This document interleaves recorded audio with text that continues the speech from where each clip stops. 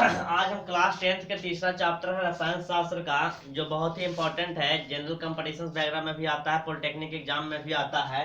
Chapter का नाम है धातु और अधातु, metal and non metal. This is important topic for class 10th। Class 10th के विद्यार्थी के लिए यह टॉपिक बहुत ही इंपॉर्टेंट है, या फिर जो पॉलिटेक्निक या पैरामेडिकल की तैयारी करते हैं उनको भी यहाँ से सवाल आते हैं। तो आज मैं आपको धातु और अधातु के सारे गुण बताऊंगा, इसके साथ साथ रासायनिक अभिक्रिया भी बताऊंगा। ठीक है विद्यार्थी? तो चलिए, धातु होता क्या है सो हम पहले जानते हैं। जैसा कि हम जानते हैं कि धातु जो होता है जो आप लोग को 7 क्लास में पढ़ाया गया था कि धातु में एक विशेष प्रकार की चमक होती है। धातु में एक विशेष प्रकार की क्या होती है? चमक होती है। धातु आघात वर्धनीय होते हैं, धातु को पीट करके चादर बनाया जा सकता है। तो इसके लिए मैं आपके बीच में चार्ट लेकर आया हूँ। इस चार्ट के माध्यम से आपको पूरा क्लियर हो जाएगा, कहीं से आपको कंफ्यूजन नहीं बचेगा। ठीक है, तो आप देख सकते हैं कि ये चार्ट में आपको यहाँ पे क्लियर हो रहा होगा। ठीक है, मैं आपको एक एक करके क्लियर करने का काम करूंगा। चलिए आप लोग नोट कॉपी निकाल लीजिएगा, फेयर बना लीजिएगा। ठीक है, देखिए धातु के ये भौतिक गुण है। ठीक है, यहाँ पे हमारा है कि धातु जो होता है, धातु का इलेक्ट्रॉनिक विन्यास। तो हम धातु का इलेक्ट्रॉनिक विन्यास करते हैं तो जनरली धातु का इलेक्ट्रॉनिक विन्यास 1 2 3 आता है। ठीक है, जनरली धातु का इलेक्ट्रॉनिक विन्यास क्या आता है? 1 2 3। तो आप कहें, जैसे कि आपको हम बता रहे हैं एग्जाम्पल में। ठीक है, एग्जाम्पल में हमारे पास है सोडियम। ठीक है नोट कर लो तुम लोग भी। ठीक है, नोट कर लीजिए इसको। सोडियम, तो सोडियम के परमाणु संख्या होता है कितना? 11। तो 11 के इलेक्ट्रॉनिक विन्यास करते हैं तो हमारा आता है 2 8 1। वास्तव कक्षा में कितना इलेक्ट्रॉन आता है? 1। तो इलेक्ट्रॉनिक विन्यास करते हैं तो वास्तव कक्षा में 1 इलेक्ट्रॉन है। इस प्रकार से हमारा है मैग्नीशियम। तो मैग्नीशियम में कितना होता है? 2 8 2। तो ये सब धातु हैं जिनके वास्तव कक्षा में इस प्रकार से इलेक्ट्रॉन होता है। ठीक है, अच्छा अब आप देखेंगे यहाँ से कि तो आप कहेंगे कि सर हाइड्रोजन भी तो है, तो हाइड्रोजन के भी तो एक ही इलेक्ट्रॉन होता है। लेकिन ये अपवाद है, हाइड्रोजन मेटल नहीं होता है, यह नॉन मेटल है। हाइड्रोजन मेटल नहीं है। इसके वास्तव कक्षा में 1 2 3 इलेक्ट्रॉन होते हैं, वो धातु होते हैं। इलेक्ट्रॉनिक विन्यास के आधार पर लेते हैं तार। ठीक है, और इतना ध्यान देना है कि जिनके वास्तव कक्षा में 1 इलेक्ट्रॉन 2 इलेक्ट्रॉन या 3 इलेक्ट्रॉन होते हैं, ये अपने इलेक्ट्रॉन को त्याग देता भी है। ठीक है, त्याग कर देता है, और त्याग करने के पश्चात वो तत्व होता है, वो क्या बन जाता है? विद्युत का धनात्मक। तो इसीलिए धातु में विद्युत धनात्मक गुण पाया जाता है। अधातुओं का इलेक्ट्रॉनिक विन्यास क्या होगा? इलेक्ट्रॉनिक विन्यास अधातुओं का जनरली समानता हम बता रहे हैं 5 6 7 होता है। ठीक है, जैसे कि आप देख लीजिए कार्बन तो है जिसका 4 है। ठीक है, वो तो इसको देखिए यहाँ आप देखिए, ये आप हमारे पास आ गया नाइट्रोजन, ऑक्सीजन, क्लोरीन। तो और नाइट्रोजन का होगा 2 5, ऑक्सीजन का 2 6, क्लोरीन का होगा 2 8 7। तो इस प्रकार से ये सब क्या है? ये सारे अधातु हैं। ठीक है, जिनके इलेक्ट्रॉनिक विन्यास करने पर वास्तव कक्षा में इस तरह से कुछ आता है। और जिसके वास्तव कक्षा में 5 इलेक्ट्रॉन 6 इलेक्ट्रॉन 7 इलेक्ट्रॉन होता है, वह अष्टक पूरा करने के लिए किसी से इलेक्ट्रॉन का ग्रहण करता है। तो ये इलेक्ट्रॉन ग्रहण भी करते हैं। ठीक है, अष्टक पूरा करने के लिए। तो अगर ये 3 इलेक्ट्रॉन ग्रहण करेगा तो इसके ऊपर 3 नेगेटिव चार्ज आ जाएगा। किसके ऊपर? इसके ऊपर। और ये 2 ग्रहण करेगा तो इसके ऊपर 2 नेगेटिव चार्ज आ जाएगा।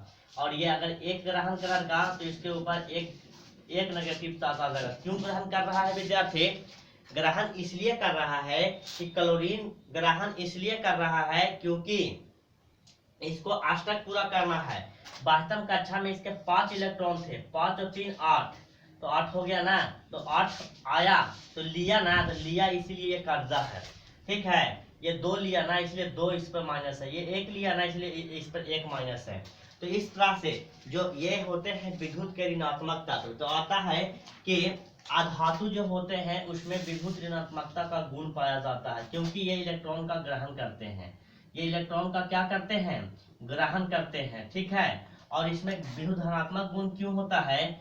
क्योंकि ये इलेक्ट्रॉन को त्याग करते हैं। हम पूरा आपको डिटेल में बता दूंगा। इलेक्ट्रॉन का त्याग करते हैं। ठीक है, त्याग करते हैं। आपको थोड़ा सा भी कंफ्यूजन नहीं होगा। अगर आप अच्छे से इसको पढ़ लेते हैं तो धातु और धातु के जहां भी सवाल आएंगे आप पहचान लीजिएगा कौन धातु है। तो ये अपने इलेक्ट्रॉनों को त्याग करके विरुद्ध धनात्मक होते हैं, ये इलेक्ट्रॉन ग्रहण करके विरुद्ध ऋणात्मक होते हैं। ये चीज आप लोग पहले से पढ़े हैं, इसको मैलेबिलिटी कहते हैं, आघात वर्धनीयता। धातु को पीट कर चादर बना सकते हैं, चादर, ठीक है। तो लोहा का चादर होता है, एल्युमिनियम का चादर होता है, पात्र बना देते हैं। तो धातु को पीट करके हम चादर बना सकते हैं, तो इसी को हम बोलेंगे आघात वर्धनीयता। तो धातुओं को पीट कर चादर बनाने की प्रक्रिया आघात वर्धनीयता, चादर बना सकते हैं, बना सकते हैं, ठीक है। लेकिन अधातु भंगुर होते हैं, इसको अगर हम पीटते हैं तो ब्रिटल होता है, चूर चूर हो जाता है, ठीक है। ये चादर नहीं बनता है, ये क्या हो जाएगा, चूर चूर हो जाएगा, ठीक है। ये चूर चूर हो जाएगा, अगर धातु को पीटिएगा तो चूर चूर हो जाएगा। इसमें तन्यता होता है, धातु को हम तन्य होता है, धातु तन्य होते हैं, इसको हम तान करके तार बना सकते हैं, ठीक है, तार बना सकते हैं, बना सकते हैं। आपको पता होगा कि सबसे ज्यादा पतला तार हम लोग बनाते हैं सोना और चांदी का। सोना और चांदी अगर 1 ग्राम हो तो कहा जाता है कि 2 किलोमीटर, सॉरी सोना का सूत्र यही होता है, 2 किलोमीटर तक के तार हम खींच देते हैं 100 मिलीग्राम किसमें, सोना में। सोना से इतना पतला तार खींच सकते हैं, ठीक है, इतना पतला तार। इसीलिए सोना का हम लोग आभूषण वगैरह भी बनाते हैं कि थोड़ा सा में भी सोना ऐसा हो जाता है, और सोना जो होता है वो जल वगैरह से भी क्रिया नहीं करता है, ठीक है। अभी हम आपको बताएंगे कि कौन धातु जल से भी क्रिया करता है, कौन कौन अम्ल से करता है, कौन ऑक्सीजन से करता है। ये सारी चीजों के बारे में हम आपको एक एक करके बताएंगे। तो तन्यता का मतलब ये, ठीक है। दूसरा पॉइंट है द्रव्यमानक एवं क्वथनांक। तो द्रव्यमानक और क्वथनांक ऊंचे होते हैं धातु के, इसके ऊपर हेडिंग है आपका धातु, ठीक है। धातु के आप पॉइंट बनाएंगे, धातु के द्रव्यमानक एवं क्वथनांक उच्च होते हैं और अधातु के द्रव्यमानक एवं क्वथनांक निम्न होते हैं, ठीक है, निम्न होते हैं, निम्न होते हैं। हम बोल भी रहे हैं, आपको दिख नहीं रहा तो लिख सकते हैं, द्रव्यमानक और क्वथनांक उच्च होते हैं। धातु जो होता है से ऊष्मा और विद्युत का चालकता होता है, चालक होता है, ठीक है। धातु ऊष्मा और विद्युत का चालक होता है, या आप कह सकते हैं कि सुचालक होता है, सुचालक होता है, ठीक है, सुचालक होता है। इसको हम कंडक्टर कहते हैं। इसमें विद्युत और ऊष्मा एक छोर से दूसरे छोर तक पार हो सकता है। जैसे सपोज दैट एक एग्जांपल है आपको, यहाँ से यहाँ तक हमारा क्या बोलते हैं कि ये लोहा का रॉड है, ठीक है, ये आयरन रॉड है स्टूडेंट, ये आयरन का रॉड है। तो आप इसका एक छोर को गर्म करते हैं और कुछ देर के बाद बी छोर को पकड़ते हैं खाली हाथ से, तो आपका हाथ पूरा जल जाता है। तो इससे आपको एहसास होता है ये गर्म तो यहाँ किए लेकिन गर्म यहाँ तक हो गया, होता है ना ऐसा। तो ऐसा क्यों होता है, क्योंकि ये विद्युत और ऊष्मा का सुचालक होता है, यह कंडक्टर होता है। ऊष्मा यहाँ से यहाँ से यहाँ से यहाँ से यहाँ से यहाँ से यहाँ तक के फैल जाता है।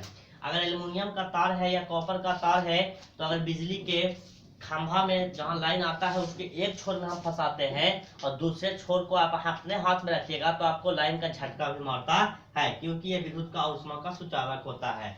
लेकिन अधातु विद्युत और ऊष्मा के सुचालक नहीं होते हैं, कुचालक होते हैं। कुचालक होता है, कुचालक होता है, कुचालक होता है। एक अपवाद में है ग्रेफाइड, एक अपवाद में है ग्रेफाइड जो ऊष्मा के सुचालक होता है, विद्युत का, विद्युत और ऊष्मा का सुचालक होता है। ये अपवाद में है क्या, ग्रेफाइड, ठीक है, ग्रेफाइड विद्युत और ऊष्मा का सुचालक होता है, ठीक है।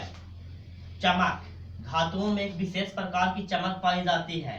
आप लिखते चलेंगे, धातुओं में एक विशेष प्रकार की चमक पाई जाती है, एक विशेष प्रकार की चमक पाई जाती है, एक विशेष प्रकार की चमक पाई जाती है, ठीक है। धातुओं में एक विशेष प्रकार की चमक पाई जाती है। अधातु में ऐसा ज्यादा कोई चमक नहीं होता है, ठीक है, धातु में चमक नहीं होता है, नहीं होता है। लेकिन अपवाद में आपके पास ये अपवाद है, अपवाद मतलब वो चीज की जो होता है सब में उसमें नहीं होता है। लेकिन ग्रेफाइड और आयोडीन जो है उसमें एक विशेष प्रकार की चमक इसमें होता है। यह अपवाद है ग्रेफाइड और आयोडीन, इसमें चमक होता है, लेकिन नियमता या साधारणता धातु में चमक नहीं होते हैं, धातु में चमक नहीं होते हैं, ठीक है।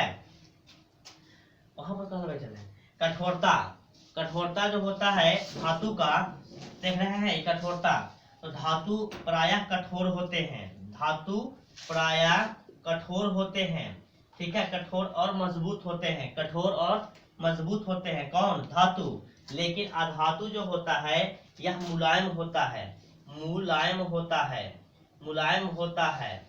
लेकिन इसमें एक अपवाद है विद्यार्थी कि कार्बन अधातु है, कार्बन क्या है? अधातु है, लेकिन कार्बन के अपरूप हीरा कठोर होता है। आप यहाँ सब लिखते चलेंगे कि अधातु मुलायम होता है, लेकिन कार्बन के अपरूप हीरा जो होता है वो कठोर होता है। आपने धातु अधातु को पढ़ा बहुत बार होगा, लेकिन आप इस बार पढ़िएगा तो आपको लगेगा कि हाँ हमने सारा क्वेश्चन हमारा हो जा रहा है बुक का या कहीं से भी आता है। तो मैं सारा निचोड़ लेकर के आया हूँ आपके सामने, ठीक है। जरा इसमें आइएगा, धातु क्या होता है? प्रायः कठोर होता है, लेकिन सोडियम और पोटेशियम, जरा ध्यान दीजिएगा, सोडियम और पोटेशियम मुलायम होता है। इसको चाकू से भी काट सकते हैं। क्वेश्चन आया हुआ था पिछले साल बोर्ड में कि सोडियम ऐसा कौन सा धातु है कि दो धातु का नाम बताएं जिसे चाकू से हम काट सकते हैं। ऐसे दो धातु के नाम बताएं जिसे चाकू से काट सकते हैं, सोडियम और पोटेशियम। आंसर हो जाएगा, हमने पॉइंट बनाया है ध्वनि।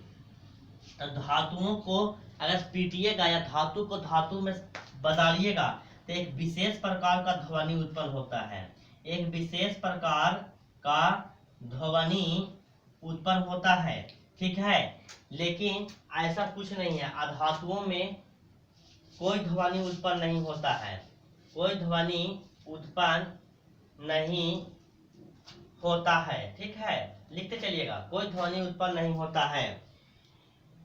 घनत्व, तो धातु के घनत्व ऊंचे होते हैं, धातु के घनत्व, ठीक है, धातु के घनत्व ऊंचे होते हैं विद्यार्थी, ऊंचे होता है। अच्छा, अब इसमें कठोरता नहीं होता, ये मुलायम होता है। कठोरता तो यहाँ लिखा हुआ था, दो बार आ गया ना, इसको मिटा देते हैं। कठोरता अब हमारे पास है, इसमें भौतिक अवस्था, भौतिक अवस्था। तो ध्यान दीजिएगा, अधातु जो होते हैं वो भौतिक अवस्था में प्रायः ब्रोमीन को छोड़कर, केवल किसको छोड़कर?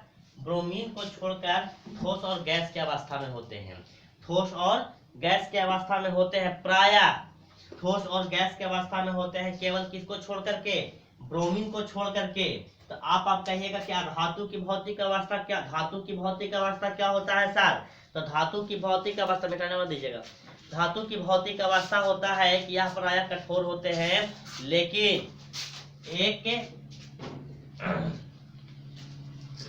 ये जो होता है क्या होता है? मुलायम, वो सोडियम मुलायम होता है। और पारा जो होता है वो द्रव की अवस्था में पाया जाता है। यही है इसका भौतिक अवस्था। चलिए आगे बढ़ते हैं हम। अब आप लोग को हम अभी तक हम आप लोग को अभी आपने देखा कि धातु के भौतिक गुण और रासायनिक गुण, हम आपको भौतिक गुण बता रहे थे। तो धातु के भौतिक गुण में आया था धातु के और धातु, कुछ एक इम्पोर्टेंट पॉइंट था, ये वहां पर तो हम चार्ट में लिखे थे, हम इसको फिर से अलग से लिख रहे हैं, ठीक है।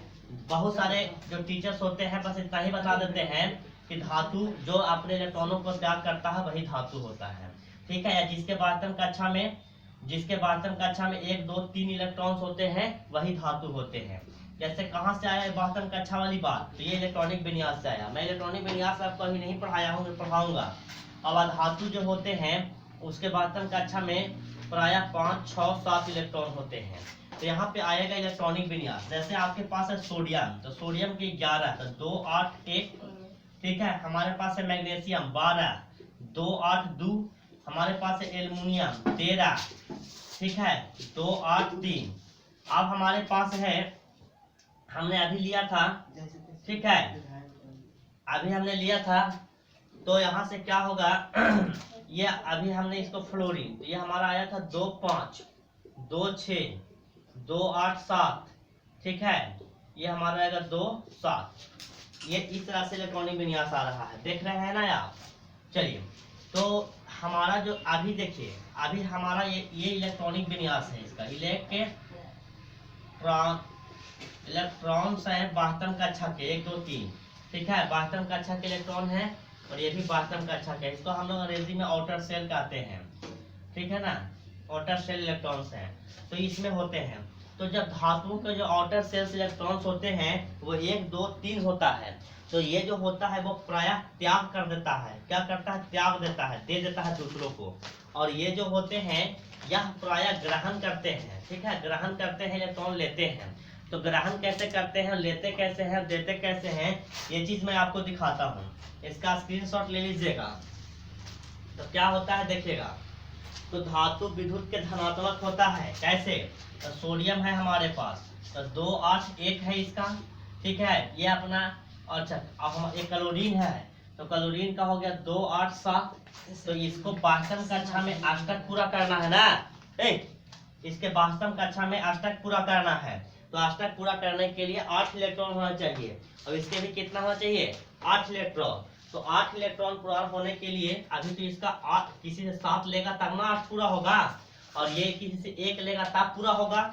तो ये किसी से 7 को मांगता है, तो कोई बोलेगा कि आप ही के पास, अगर सपोज दैट कि आपके पास 1 रुपया है, एक व्यक्ति के पास 9 रुपया है, 10 रुपया पूरा करना है, तो आपको कोई 1 रुपया देगा? 9 रुपया जिसका है उसको 1 रुपया कोई दे देगा, लेकिन जिसके पास 1 रुपया है उसको 9 रुपया कोई देगा? बोलेगा कि आपके पास 1 रुपया है, ये है 9 रुपया हम ही आपको देते, तो सब तो हम ही दिए हैं आपको। तो यहाँ भी वही बात हुआ।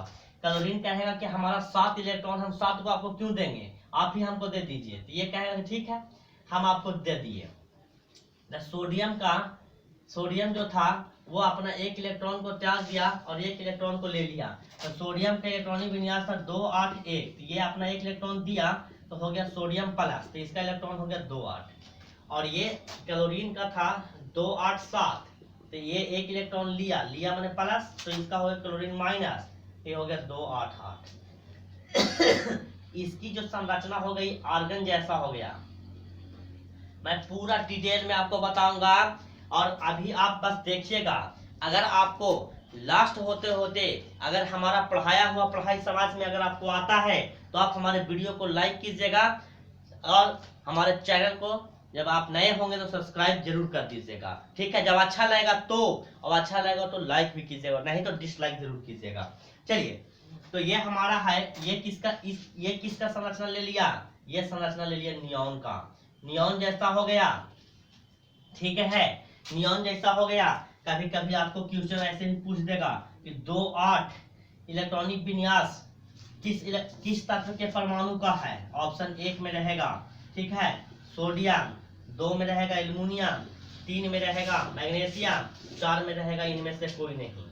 तो आप क्या मानिएगा, सॉरी, एक यहाँ पर हमारे पास रहेगा Na+, फिर कहेगा इनमें से कोई नहीं।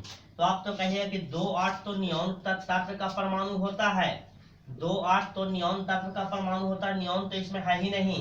तो 2 8 10, तो ये आप देखिएगा क्या, रे यहाँ प्लस वाला दिया हुआ है ना, तो ऑप्शन सी सही हुआ। ठीक है, तो इस प्रकार से आपको क्वेश्चन पूछता है। तो तत्व जो होते हैं, ठीक है, धातु जो होते हैं वो अपने इलेक्ट्रॉन को इस प्रकार से त्याग करते हैं। और हम एक आध दो दिखा दे रहे हैं आपको। कैल्शियम है, कैल्शियम के इलेक्ट्रॉनिक विन्यास कुछ ऐसा होता है विद्यार्थी, 2 8 2। ये अपना 2 इलेक्ट्रॉन त्याग करेगा, तो त्याग कर दिया तो इसके ऊपर 2 प्लस आ जाएगा, और ये हो गया 2 8 8। ठीक है, ये आर्गन की संरचना प्राप्त कर लिया। और इस प्रकार से आपके ऑक्सीजन है, तो इसका होता है 2 6। अब ये 2 इलेक्ट्रॉन ले लेगा किसी से, तो इस पर 2 प्लस हो जाएगा, तो 2 8 हो गया। तो इस प्रकार से लिया ना तो माइनस, तो ये विद्युत ऋणात्मक हो जाता है, और ये विद्युत धनात्मक बनाते हैं। किसके?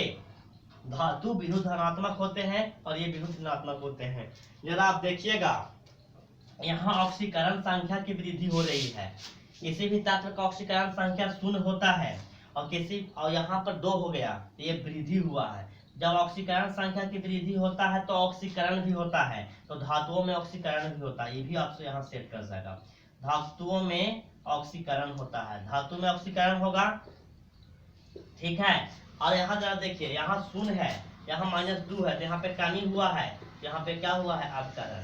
तो अधातुओं में अपकरण का गुण होता है। इलेक्ट्रॉन को क्या किया है, ग्रहण कर रहा है। चलिए, अब हम इसको यहाँ से अपने समझ गए होंगे।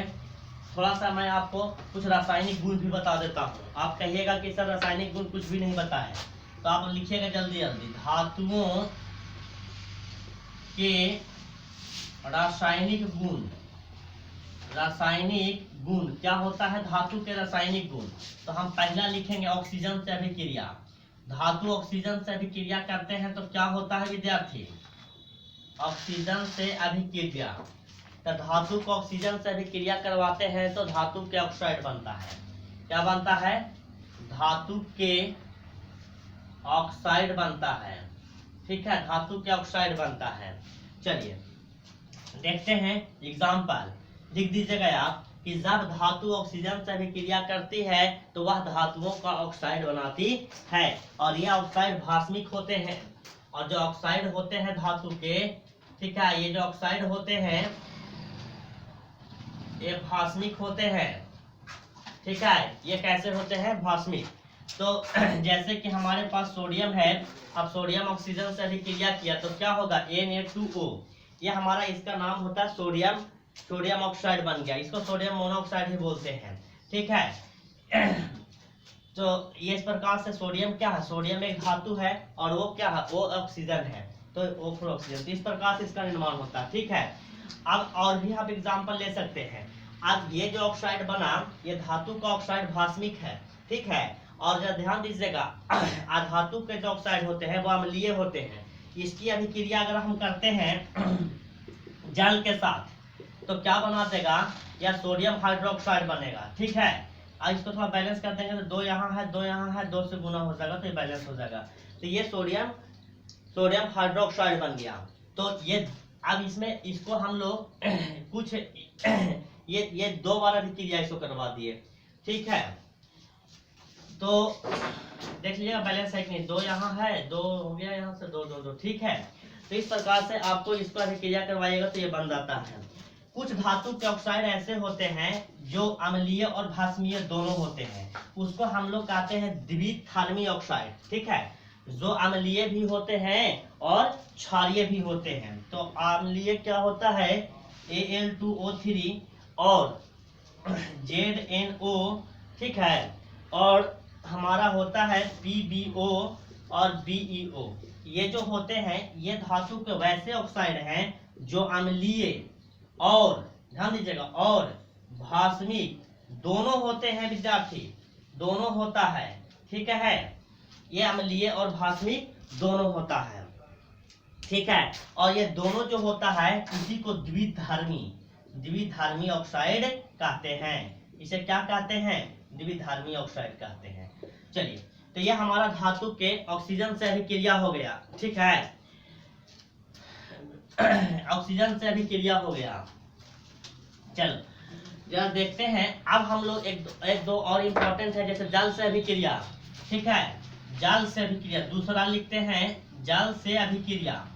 जल से अभिक्रिया, तो जल से अभिक्रिया